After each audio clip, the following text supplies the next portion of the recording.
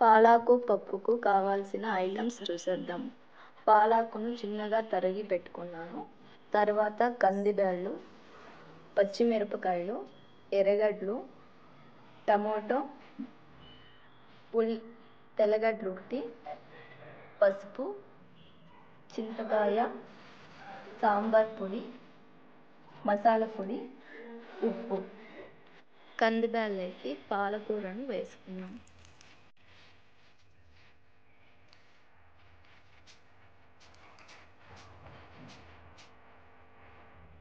ఇందులోకి టమాటాలు వేసుకుంటున్నాం 2, ఒక తెల్లగడ్డ, ఒక ఎర్రగడ్డ,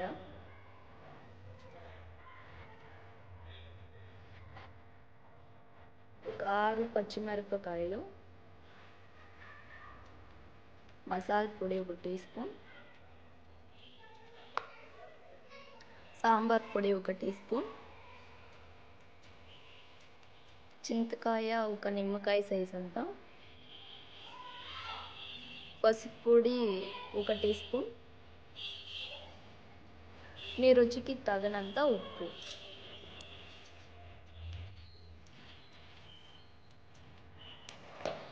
తర్వాత నీళ్ళని వేసుకున్నాం.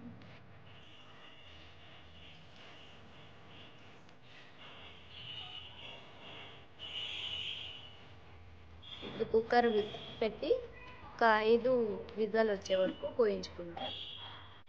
కుక్కర్ విజిల్ క్లోజ్ చేసి ఒక 5 విజిల్ పెట్టుకున్నాం. ఇలా బాగా ఉడికాక నీళ్ళు వంచేసుకొని బాగా ఎంపుకోవాలి.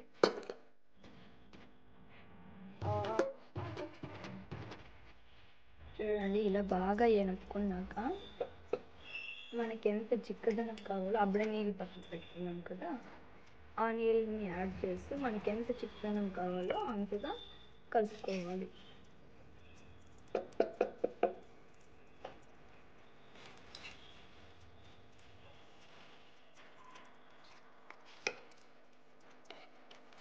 చూడండి పప్పు.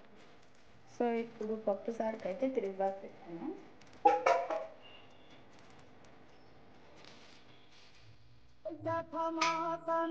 ఆయిల్ కొంచెం,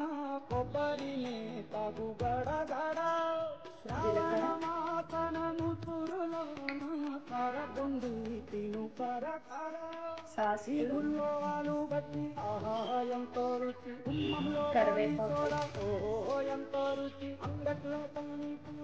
సన్నగా తరుగుతున్న ఎర్రగడ్డ.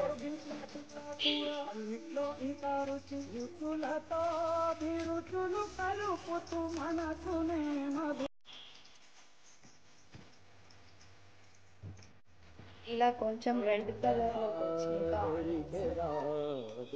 తిరుపతి సాంబార్లోకి వేసుకున్నాం.